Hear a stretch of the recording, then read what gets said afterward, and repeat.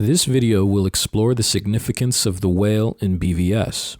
For those that are even mildly convinced this is intended to be a whale, our next question is, why a whale?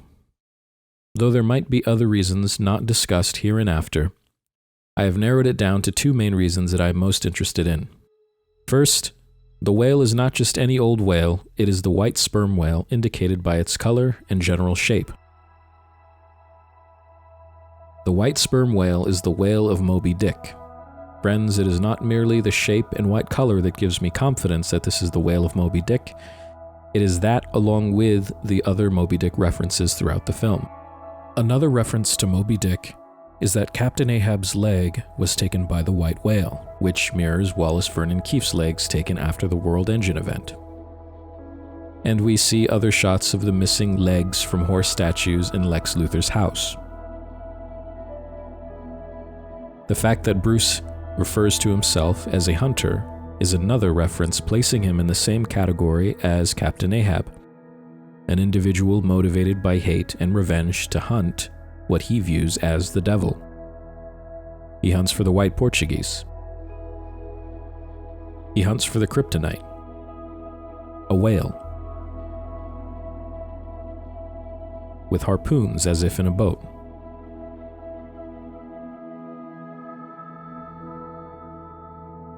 He hunts Superman. Bruce sees Superman's existence as symbolic of all that is wrong with the world. To him and Lex, Superman needs to be stopped by any means necessary. As Alfred tries desperately to reason with Bruce, he says, "This is suicide," as it essentially was for Ahab. Take note that in the end, Lex also became suicidal in his effort to destroy Superman. For now though, let's keep our attention on the white whale. The whale is said to represent many things: God, the devil, nature itself, or more relevantly, that part of nature that may act against our interests, that we are ultimately powerless to prevent. When man is faced with this part of nature, it can be devastating. We feel powerless, and that feeling can turn to rage. We feel we must be able to overpower these disasters. As we build skyscrapers, we touch the sky, and sometimes the natural world, possibly acting through the will of other men, serves to remind us that our existence is at the whim of its chaos and indifference. That the structures we hold absolute are impermanent.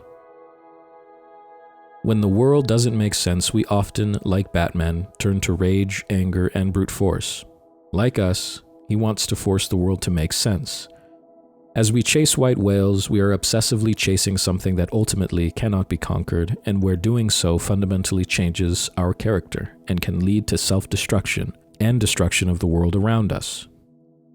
Through this obsession to force nature into submission to our will, Batman, like Captain Ahab, shows a disregard for human life, a disregard for his own moral compass to achieve what is in his view the higher good, and certainly the same could be said about Lex, if he ever had any moral compass to begin with.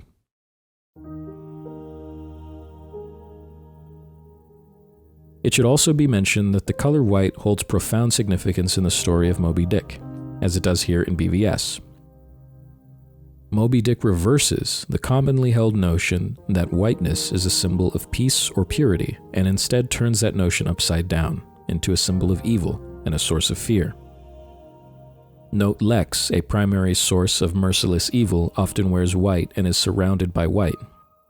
This inversion of opposites, yet another motif in BvS, deserves its own video, but for now I just wanted to mention that idea since it relates to the whiteness of the whale, indicating the fear of a powerful entity.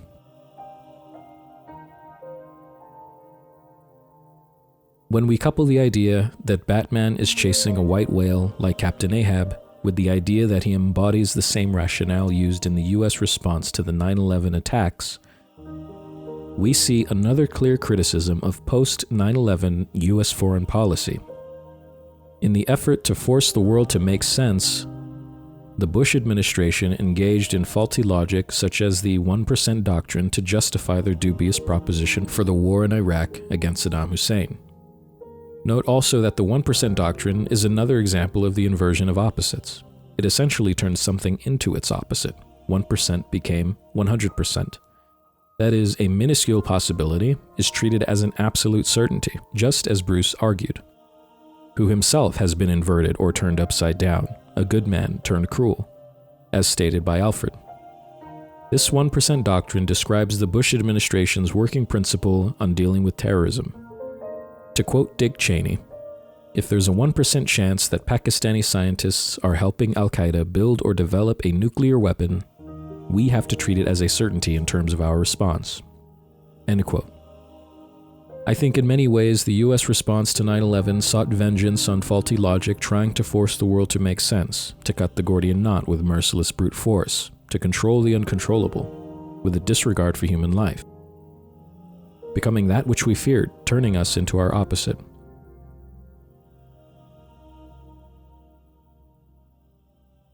In essence, obsessively chasing our white whale. Though the US leadership may have had ulterior motives for their so-called war on terror, at the very least, this obsessive mentality on the part of the US citizenry, for the most part left unchecked and even encouraged by the mainstream media, was fundamental to manufacturing consent to war in the Middle East. Chief among them, whether Superman was involved in the planning of this attack. I mean, here's an individual who has unlimited power, yet he had nothing to stop a bomber just a few feet away from him. It just doesn't add up for investigators.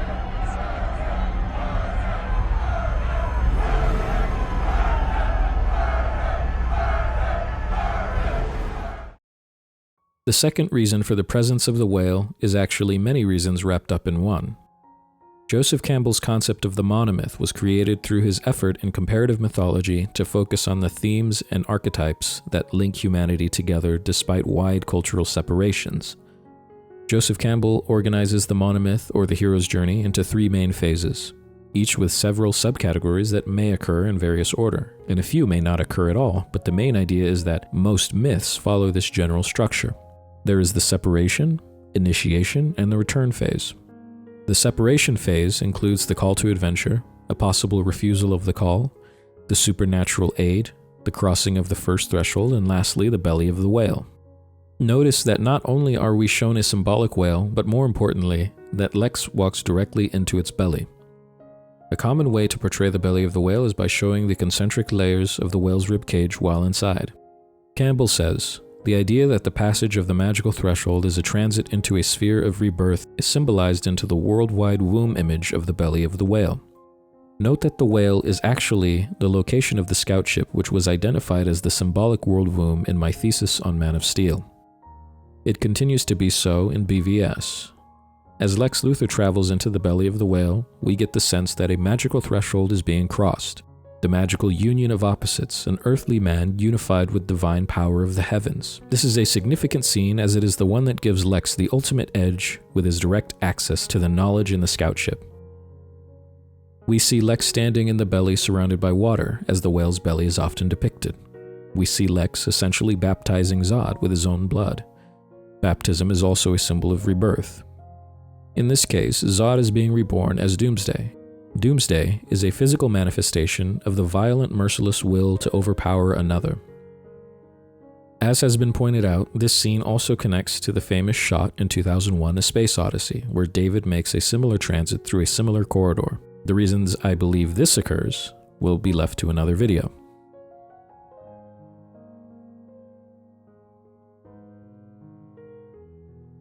We can see these concentric layers show up again in a significant scene where Batman and Superman descend to the bottom level of the building, after Superman is subdued.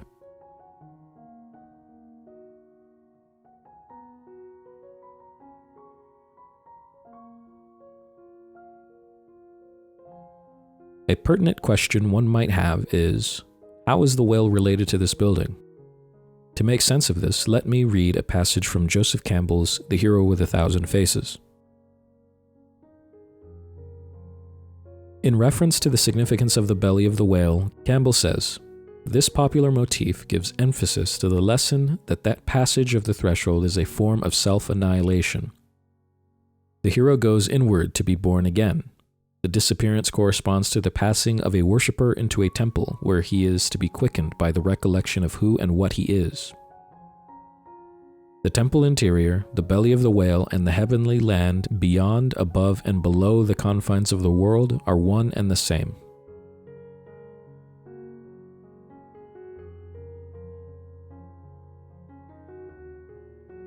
That is why the approaches of and the entrances to temples are flanked and defended by colossal gargoyles. Dragons, lions, devil slayers with drawn swords, resentful dwarves, winged bulls. These are the threshold guardians to ward away all incapable of encountering the higher silence within. They are preliminary embodiments of the dangerous aspect of the presence, corresponding to the mythological ogres that bound the conventional world, or to the 2 rows of teeth of the whale. They illustrate the fact that the devotee, at the moment of entry into the temple, undergoes a metamorphosis. His secular character remains without. He sheds it as a snake sheds its slough. Once inside, he may be said to have died to time and returned to the world womb, the world navel, the earthly paradise.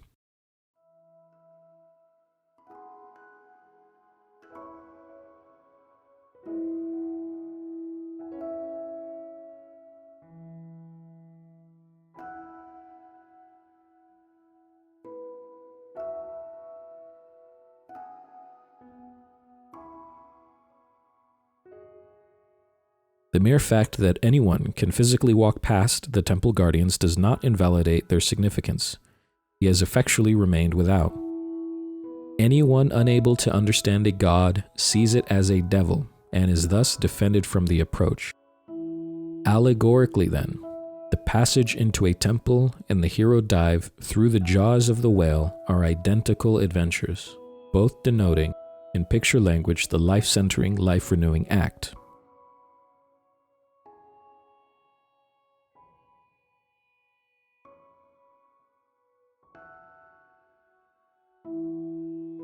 But what is Batman's threshold guardian? Naturally, the story shows that Bruce has inner demons that he must transcend. If we sync up the beginning of his dream sequence with the moment he walks towards Superman with the kryptonite spear, we see a few things match up perfectly. First, note the inverted nature of his intent, as reflected by the flowers and spear.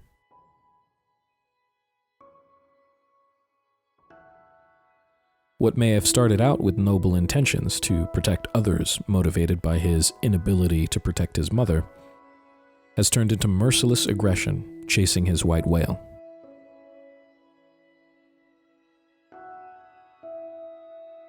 We see that if we let the clips run, The moment he cuts Superman links with the moment blood comes out of his mother's grave.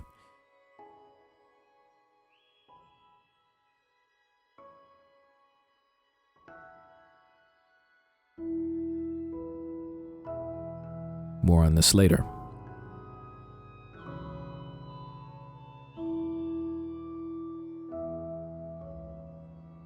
The moment he realizes he may be in the wrong, he is confronted with his inner demon.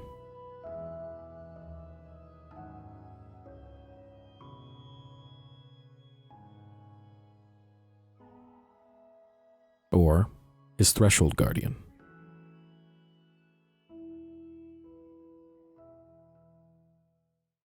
Take note of the higher silence within Batman after his psyche has transcended spiritually upon realization of his own evils and simultaneously his potential to do better.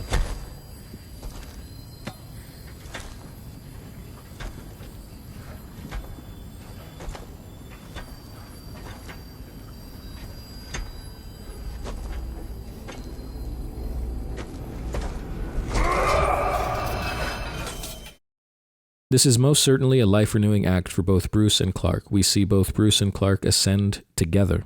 Another unification of opposites.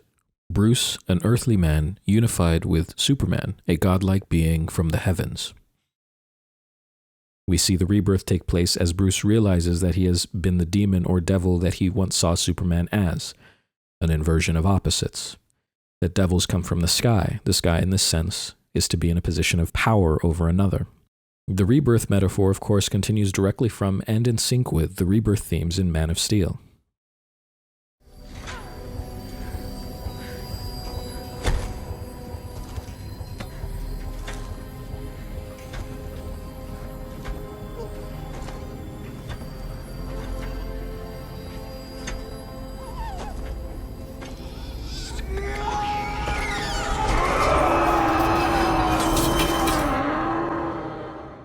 In Batman's psyche is the gargoyle, the threshold guardian that he must overcome to ascend mentally and spiritually to encounter the higher silence within. When Superman dives into the belly of the whale, he meets an outer guardian, Doomsday, as opposed to Batman's inner guardian. I think a natural interpretation is that Superman's journey is about his relation to the world and thus himself, whereas Batman's journey is about his relation to himself and thus the world.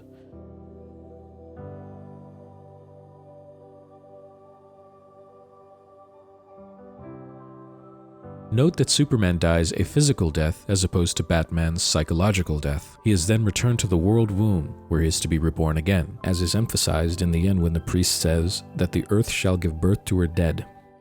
Technically, of course, his full rebirth was meant to occur in a proper version of the Justice League.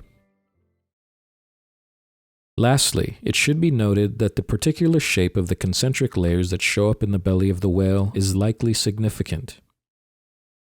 I have many ideas on what this octagonal shape symbolizes, pieces of which show up throughout the film in various ways. Discussion of the shape, however, will be left to another video. Okay, hopefully I can find the time to make these videos more frequently because believe me when I say there is plenty more to talk about with these films, and it is a real shame that Zack was not allowed to complete his vision. Hopefully one day we can see the rumored Snyder Cut of Justice League. So please like if you like, subscribe if you like, leave a comment if you like, and donate to my Patreon if you like. Thanks for watching.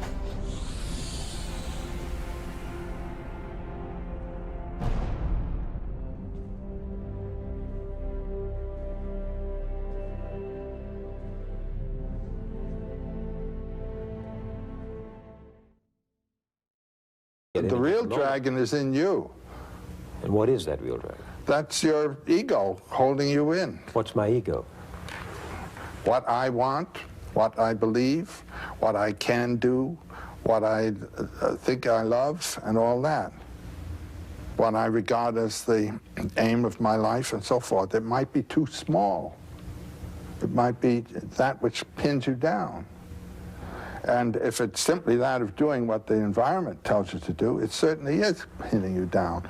And so the environment is your dragon as it reflects within yourself.